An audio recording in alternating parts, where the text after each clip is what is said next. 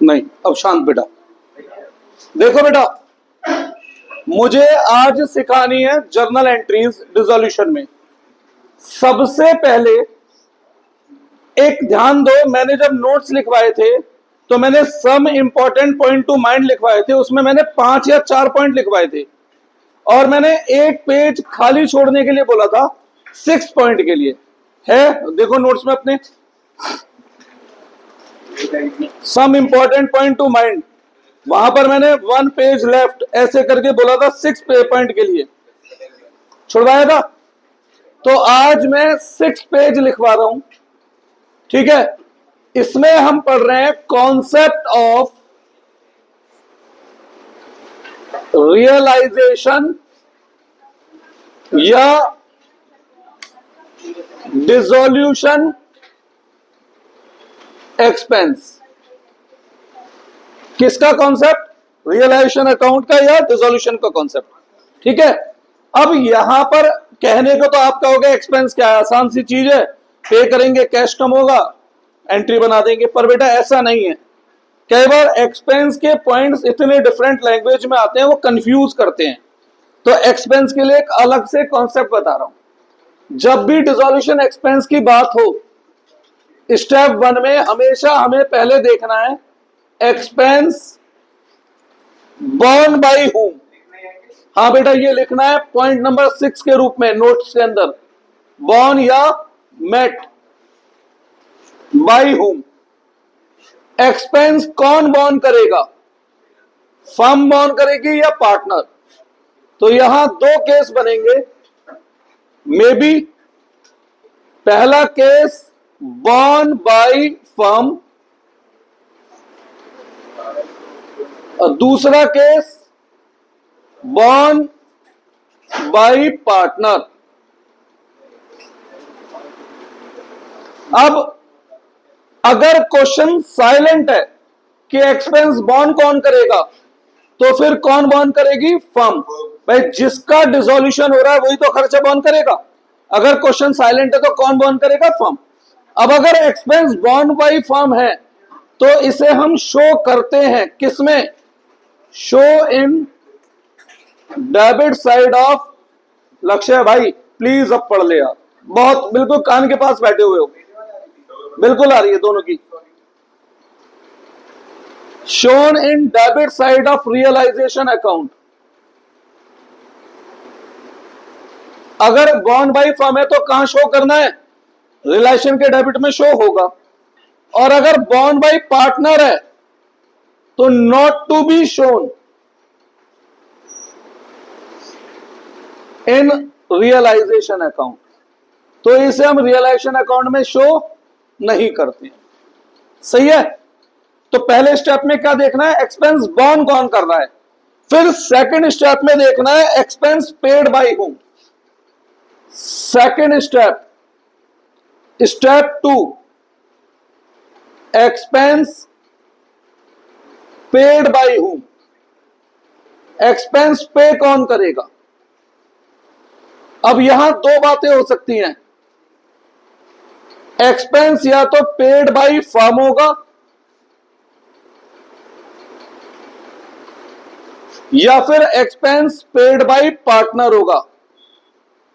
Paid by partner, या अगर लिखा हो रेमनरेशन टू पार्टनर तो वो भी यहीं पे पॉइंट कवर कर लेंगे। रेमनरेशन टू पार्टनर लिखा है तो वो भी यहीं कवर कर लेंगे। अगर ये पेड बाय पार्टनर फर्म है तो क्या लिखा है? कौन सी साइड दिखाना है? किसके डेबिट साइड में? रियलाइजेशन अकाउंट के डेबिट साइड में दिखाना है। ये डेबिट साइड, ये क्रेडिट साइड। तो डेबिट साइड में किस नाम से आएगा? टू कैश, क्योंकि कैश कम हो रहा है। और अगर एंट्री बनाएंगे तो एंट्री क्या बनेगी? Realisation account debit to cash account. अगर एक्सपेंस पेड बाय पार्टनर है तो भी कहां दिखाना है? रियलाइजेशन के डेबिट में दिखाना है। रेमनेशन टू पार्टनर है तो भी कहां दिखाना है, रिलेशन के डेबिट में दिखाना है, पर अब की बार किसका नाम आएगा, पार्टनर का। तो अब क्या एंट्री बनेगी, realisation account debit to partners capital account, जिस पार्टनर ने भी दिया होगा, ठीक है ना बेटा। अगर बात करें बॉन्ड बाई पार्टनर है, सेम इसके भी सेकंड स्टेप में हमें क्या देखना है, सेकंड स्टेप पे देखना है paid by whom.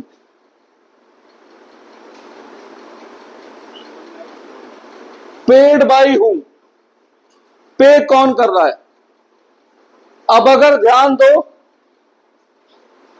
Paid by firm है या पेड बाई पार्टनर है,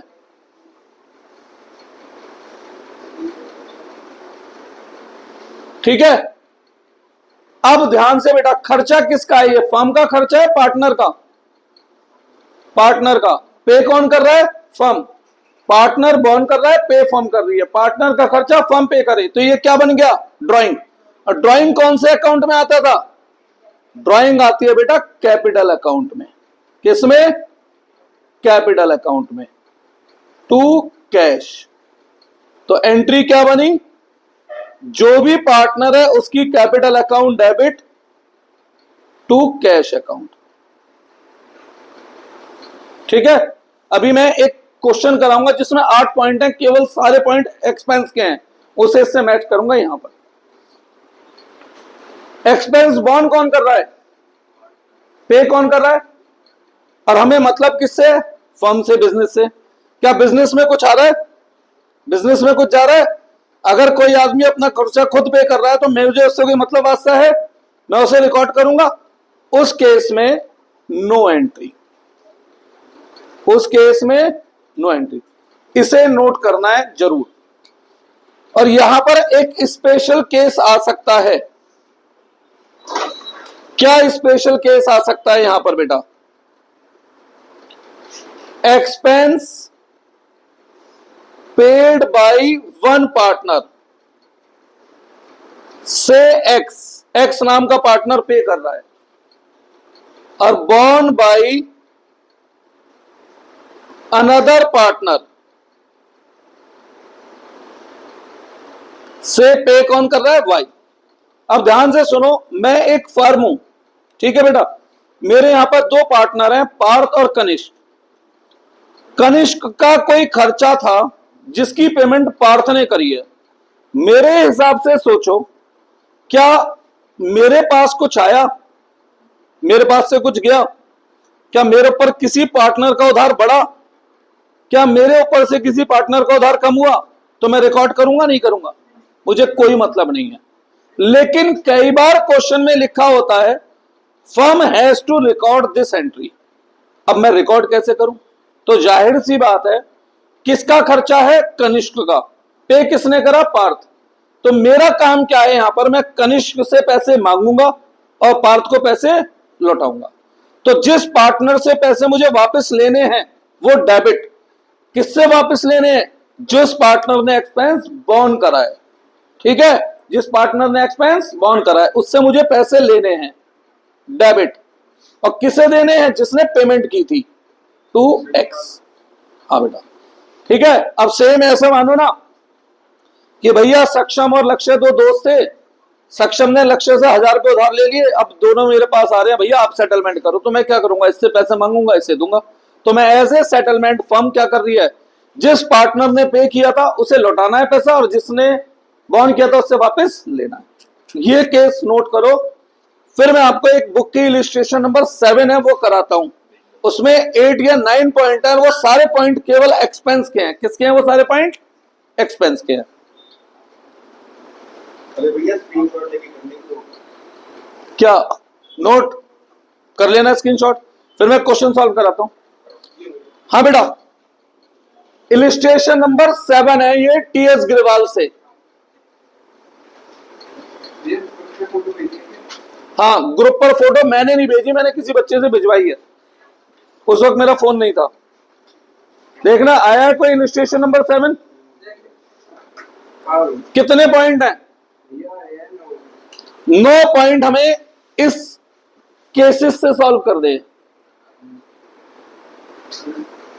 ठीक है, शुरू करें। तो सबसे पहला पॉइंट बोलो।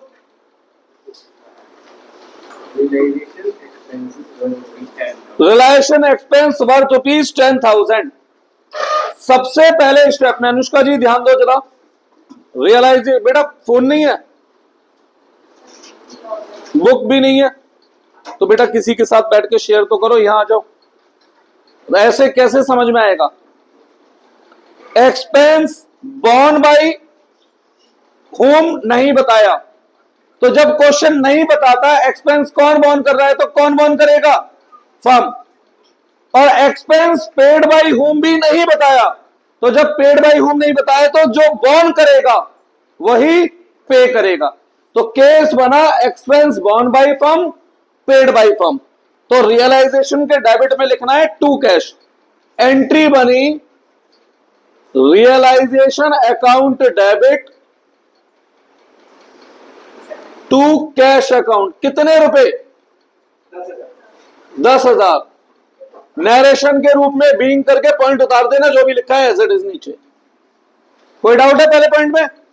पहले केस में हमने क्या देखना है? बॉर्न कौन कर रहा है, फिर क्या देखना है? पे कौन।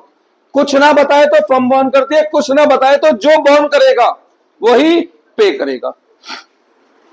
Point number 2, Realization expenses of ₹5,000 were paid by Taran for partner.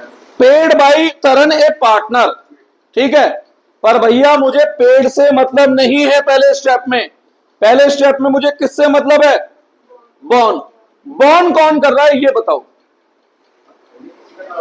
जब किसी के बारे में ना बताएं कौन बॉर्न कर रहा है, तो फर्म बॉर्न करती है। अब पे कौन कर रहा है? पार्टनर। केस बना born by firm, paid by partner. तो रियलाइजेशन के डेबिट में टू कैपिटल। एंट्री बनी realisation account debit to tease capital account. कितने रुपए? 5,000। टफ था। Point number 3, Realization expenses of ₹5,000 were paid by firm on behalf of Madan. पहले बताओ born कौन कर रहा है? मदन, पार्टनर बॉर्न कर रहा है। पे कौन कर रहा है? फर्म पे कर रही है। तो केस बना born by Madan, paid by firm. तो ये बिजनेस के लिए बन गई ड्राइंग। तो ड्राइंग से कैपिटल कम होती है। Capital account debit to cash account. M's capital account debit to cash account. सोचो, बिना इसके समझाने की कोशिश करता तो ये केस कितने ज्यादा कंफ्यूज करते बेटा हमें, है ना। इसलिए मैंने बॉर्न और पेड का अपना, स्कूल में कुछ नहीं सुनोगे ऐसा, बस सीधे एंट्री लिखोगे, सीधी एंट्री। अब पता नहीं वो कैसे लिखोगे, वो ही जाने, आप जानो। कितने रुपए? अरे कराएंगे तो कौन सा करा देंगे, तुझे क्या लग रहा है? अभी तुम्हारा पेपर आया था, उसमें एक क्वेश्चन आया था, revaluation account is not to be open वाला आया था, कराया था स्कूल में। देख कैसे दिया। पेरेंट्स के बोलते क्यों नहीं हो कि स्कूल में जाकर उनसे पूछेंगे भाई कैसे दे दिया, जब पढ़ाते नहीं हो तो बताओ। अब तो ध्यान दे लो, भरोसे में मत रहो कुछ भी।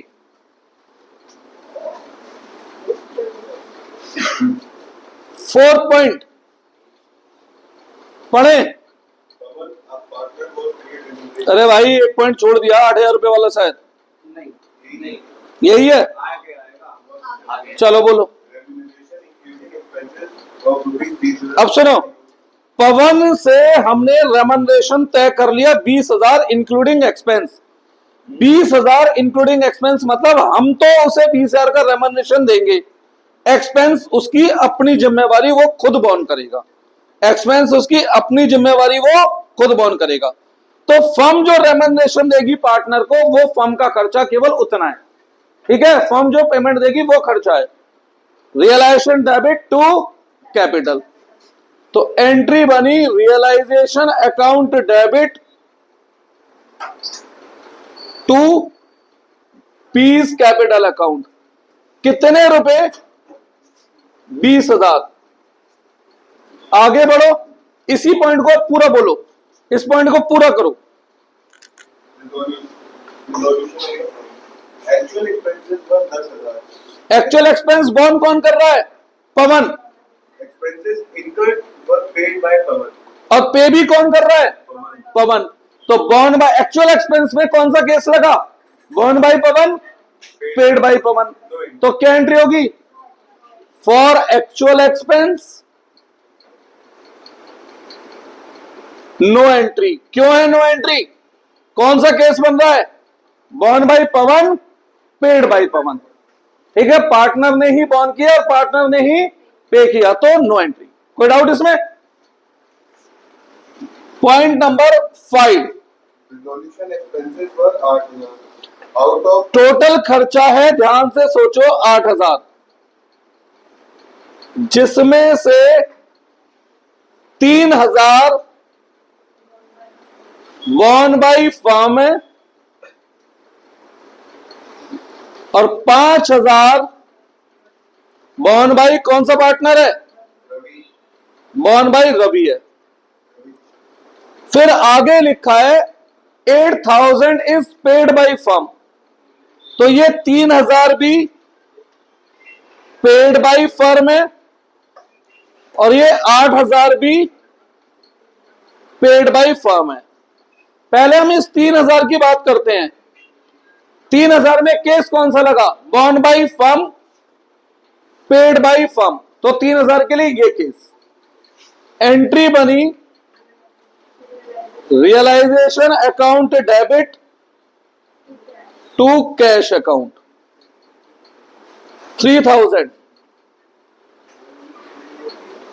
किसकी? अबे स्पेलिंग छोड़ दे, अंग्रेजी नहीं आती मुझे, अकाउंट आती है, अकाउंट में गलती निकले तो बता दे। अब 5,000 बॉर्न बाय रवि है, पेड बाय फर्म है। 5,000 पे केस कौन सा लगा? Borne by partner, paid by firm.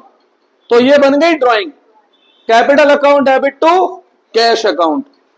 तो or capital account debit to cash account. जिनके पास बुक है, आंसर देखो, उन्होंने एक सिंगल एंट्री बनाई होगी। हाँ, realisation debit, capital debit to cash. मैं जानबूझ के अलग क्यों बनाता हूं? अक्सर बच्चे इस वाले पॉइंट में गलती करते हैं और ये वाला सही करते हैं। अबे भैया, मिला के एक एंट्री बनाई तो पूरी एंट्री गलत, और अलग अलग बनाई तो जो सही है उसका नंबर मिल जाएगा, जो गलत है उसका नंबर कट जाएगा। सही है? वैसे भी मिलाकर समझाना आसान था या अलग अलग करके समझाना आसान था? इसे अलग अलग आसान था ना भाई। 8,000 में 3,000 बॉर्न बाई फर्म है, 5,000 बॉर्न बाई रवि है। फिर लिखा है 8,000 पेड बाई फर्म, तो ये 3,000 भी पेड बाई फर्म है और ये 5,000 भी पेड बाई फर्म है। तो यहां केस बना born by firm, paid by firm, ये एंट्री। यहां पर केस बना born by partner, paid by firm, ये एंट्री। खत्म? हाँ लिख दो, मुझे तो कोई दिक्कत नहीं है। Realisation debit 3,000, R's capital debit 5,000, to cash 8,000 और 5 है बेटा। हाँ सॉरी, मैंने गलती से 8 लिख गया हूं, 5 है। वो तो मैंने यहां पे ही बता दिया था, उसी की तो कथा था। Point number 6, realization expenses of rupees 5,000 were to be borne and paid by Karan, a partner to it. Borne by Karan, paid by Karan. तो हमें क्या करना है? No entry. कोई डाउट इसमें? Manoj, a partner is to carry out resolution. 8 तो 7 sorry, Manoj, a partner is to carry out resolution of firm at an annual remuneration of. एक second. Remuneration through partner firm का खर्चा है, तो पहले इसकी एंट्री बना देता हूं। Realisation account debit to A's capital. कितने रुपए बेटा? 10,000. 10,000। अब एक्चुअल एक्सपेंस एम बॉर्न करेगा, ऐसा कुछ लिखा है इसमें? नहीं, उसमें तो लिखा था इंक्लूडिंग एक्सपेंस, तो उसमें तो पी बॉर्न करेगा, साहब पहले तय हो गया था। क्या यहां पे भी तय हुआ है कि कौन बॉर्न करेगा? नहीं। तो एक्चुअल एक्सपेंस के लिए जब कुछ नहीं लिखा तो कौन बॉर्न करेगा? फर्म। अब आगे पढ़ो। हाँ जी, आगे बोलो। यही था। बस इतना ही था? अच्छा, वो अगले वाले में होगा फिर पॉइंट में। 8 point, Date of partner state remuneration of rupees 15,000 remuneration तय हो गया 15,000।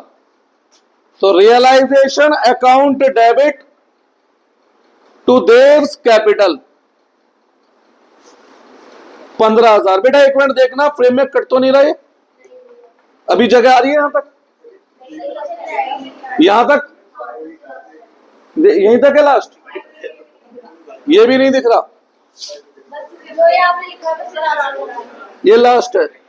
तो इसमें मैं ऐसे करता हूं, अरे ऊपर वाला पे कितना था ये? 15,000 आगे बढ़ो।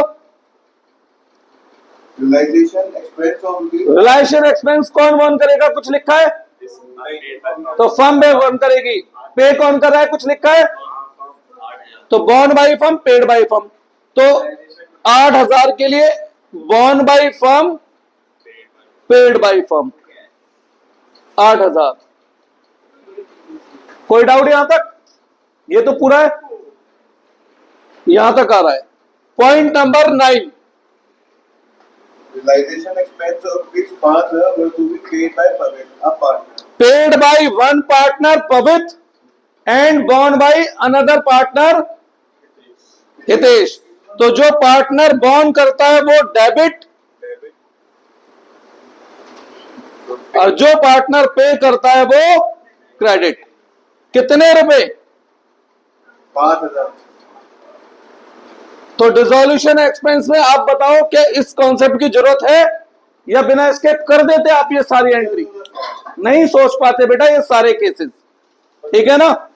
तो ये जरूरत था, ढंग से घर पे एक बार नोट में कर लेना, काम आ जाएगा। अब बचा छोटा सा हिस्सा, बाकी अदर एंट्री कैसे होंगी? केवल एक्सपेंस की एंट्री कोई ना आएंगी, बाकी अदर एंट्री कैसे होंगी? देखो, अदर एंट्री सिखाने के लिए मेरे पास 2 रास्ते हैं। एक रास्ता जिसे मैं जुगाड़ रास्ता कहता हूं, शॉर्टकट। जुगाड़ रास्ता क्यों? शॉर्टकट से शायद आप 90% एंट्रीज कर दो, पर हो सकता है 10% एंट्री में आप फंस जाओ। पर यह शॉर्टकट मैं उन लोगों को सिखाता हूं जिन्हें रियलाइजेशन अकाउंट बनाना नहीं आता।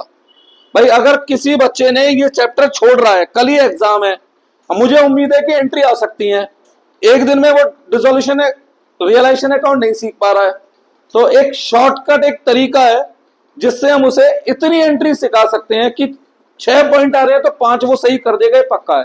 होने को 6 भी हो जाए पर 5 मिनिमम सही हो जाएंगे। और एक है प्रॉपर वे।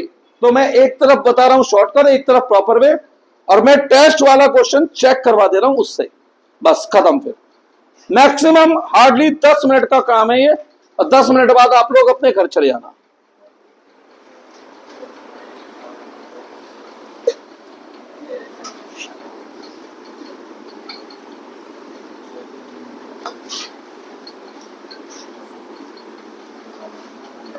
ठीक है?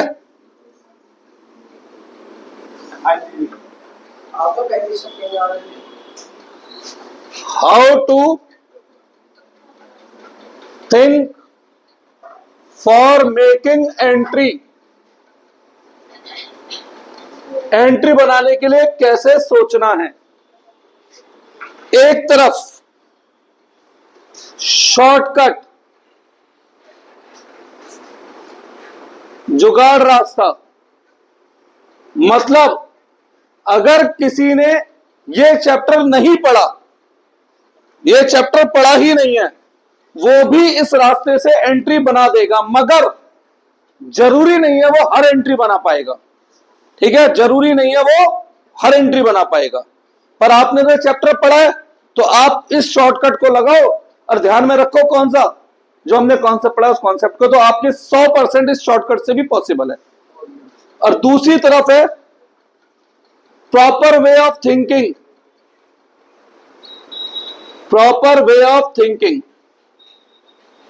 प्रॉपरली कैसे सोचना चाहिए, अकाउंट के थ्रू सोचेंगे। क्या मैंने आपको रियलाइजेशन अकाउंट बनाना सिखाया था?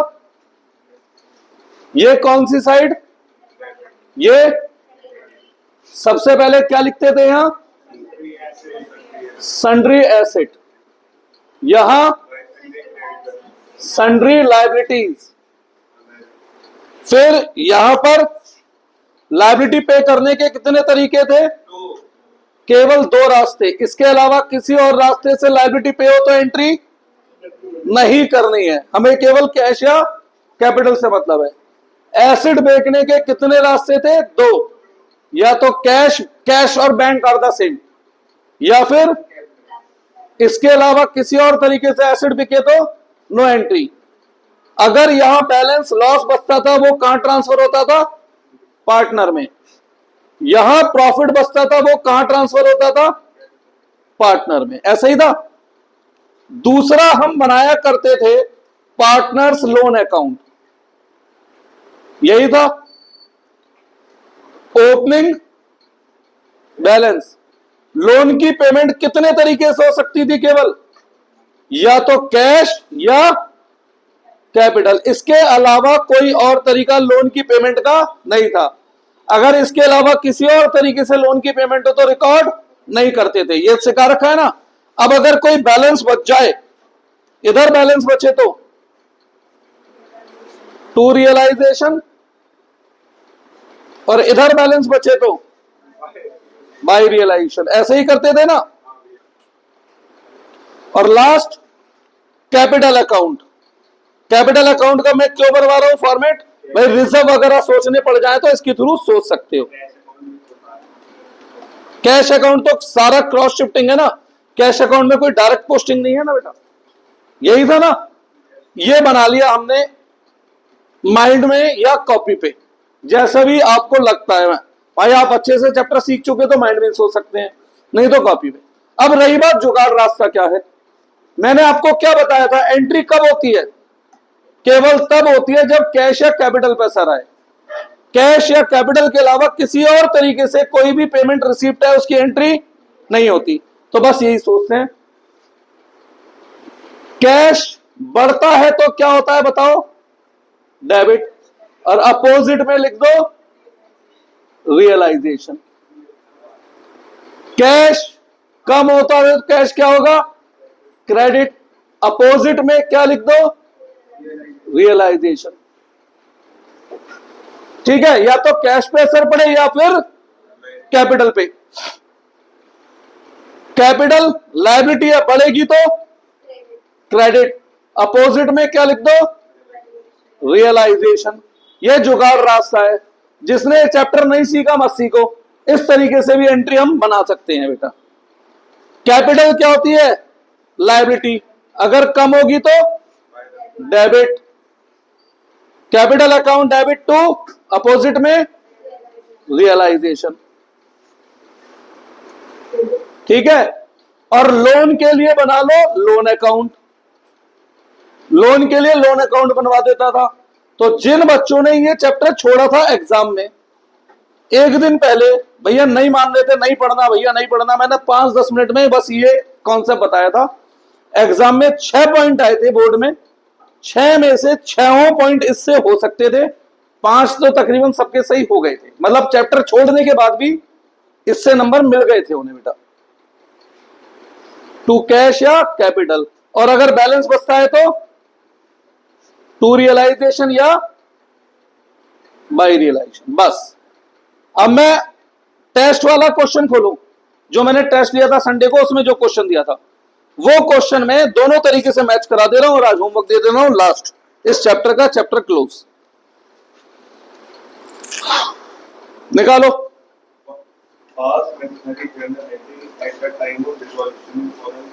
ठीक है, took over stock and stock worth 30,000 and cash rupees 4,000। पहली बात, मुझे क्रेडिटर के हिसाब से सोचना है, मेरे हिसाब से सोचना है, मैं दुकान हूं। तो मैंने क्रेडिटर को 20,000 रुपए तो 30,000 का स्टॉक दिया और 4,000 कैश दिया। जब भी कोई लायबिलिटी किसी एसेट को लेती है तो एंट्री केवल उस पोर्शन की होती है जो कैश में हो या कैपिटल में, यही बताया ना। अब ये बताओ इस ट्रांजैक्शन से कैश पे या कैपिटल पे किस पे असर आ रहा है? कैश पे। कैश मेरे पास बढ़ रहा है कम हो रहा है? कैश कम होता है तो बस खत्म हो गया, मिल गया एक नंबर। ठीक है, ये जुगाड़ रास्ता था। दूसरा रास्ता सोचो, लायबिलिटी की पेमेंट किस साइड होती है, टू या बाई? टू। कैश में कर रहा हूं या कैपिटल से? तो क्या लिखूंगा, टू कैश और ब्रैकेट में क्रेडिटर 4,000। एंट्री क्या बनी, realisation debit to cash, realisation debit to cash. Same entry तो बन रही है। ऐसे सोचो जुगाड़ से या प्रॉपर थिंकिंग। 90% एंट्री जुगाड़ से भी हो जाएंगी बिना थिंकिंग के भी। पॉइंट नंबर 2,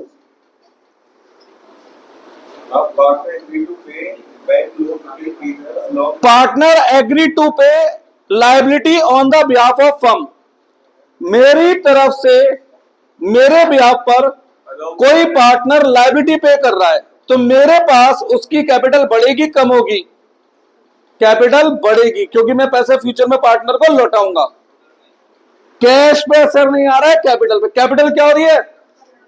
तो एंट्री बनी रियलाइजेशन अकाउंट डेबिट टू कौन पार्टनर है? S capital. कितने रुपए दे रहा है वो? 21,000। 20,000 अलॉन्ग विद इंटरेस्ट। अब इसके हिसाब से सोचो, बैंक लोन एसेट है लायबिलिटी है? एसेट है।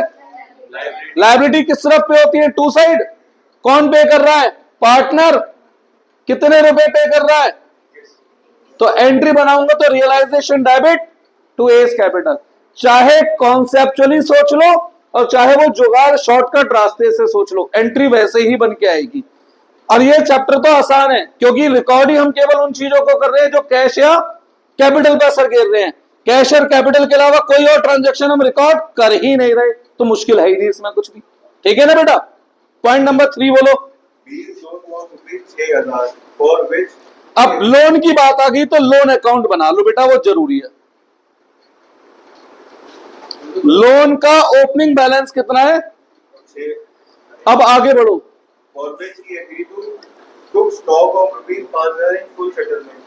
हाँ भाई, 20 लोन हम स्टॉक देके सेटल कर रहे हैं, तो हम यहां पर केवल एक ही पेमेंट कर सकते हैं, कैश या कैपिटल। कैश या कैपिटल के रूप में उसे कितना पैसा देना है? 0 देना है। भाई इन फुल सेटलमेंट लिखा है, कैसे पढ़ते हो अंग्रेजी? उन्होंने पूरा उधार सेटल कर लिया स्टॉक लेके, खत्म बात। तो हमारी जेब से कैश या कैपिटल से कितना जा रहा है? 0। क्या दोनों साइड बराबर हैं? बैलेंस किस साइड बचेगा?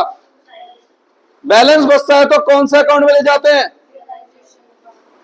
कितने रुपए? ये कौन सी साइड है? तो 20 loan account debit to cash to realisation. Loan कितना था? कैश में कितना? तो बाकी। सच बात बता रहा हूं, इस जुगाड़ रास्ते से भी एंट्री करना आसान था, ऐसा कोई बहुत मुश्किल नहीं था, नहीं था ना? ट्रांजैक्शन नंबर 3 थी ये। ट्रांजैक्शन नंबर 4 क्यों नो एंट्री? ये अकाउंट क्लोज कहां हो पाया? इसे इसलिए तो मैंने कहा था अगर वो रिलेशन अकाउंट भी मांगे तो लोन अकाउंट जबरदस्ती बनाना है। भाई मैं कुछ अकाउंट जैसे एडमिशन में मैं कैश अकाउंट जबरदस्ती बनवाता हूं और आपको मैंने उसके फायदे दिखाए हैं, नुकसान नहीं हुआ, उससे बेनिफिट मिले हैं। तो ऐसे ही मैं यहाँ पर लोन अकाउंट जबरदस्ती बनवाता हूं। सही है ना? आगे बढ़ो।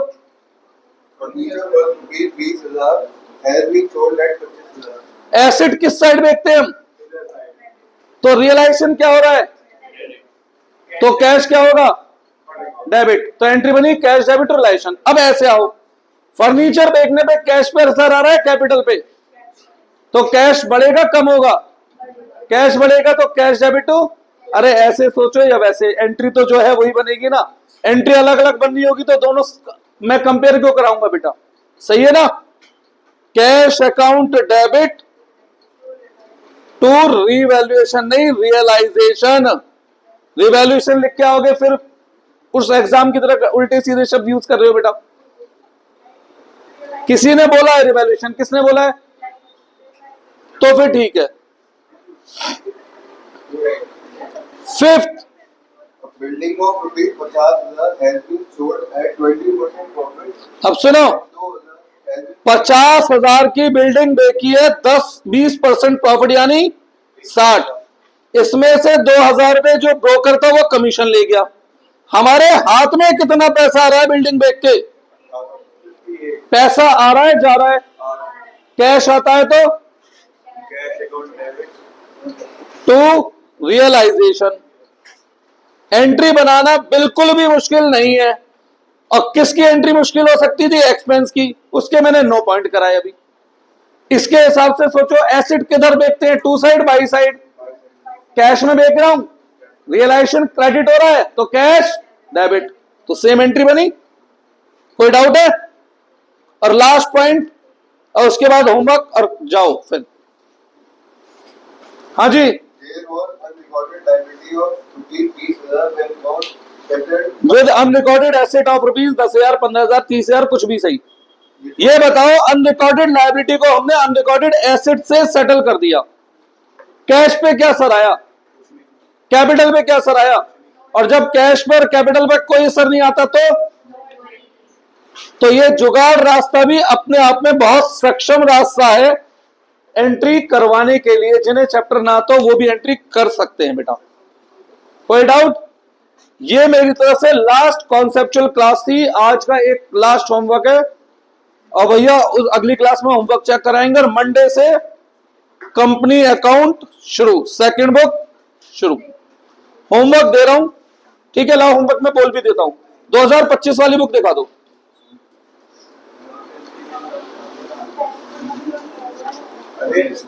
नहीं स्टॉप नहीं करा रहा मैं जानबूझ के, होमवर्क में बोल रहा हूं। कई लोगों का कहना होता है मैंने होमवर्क नहीं दिया,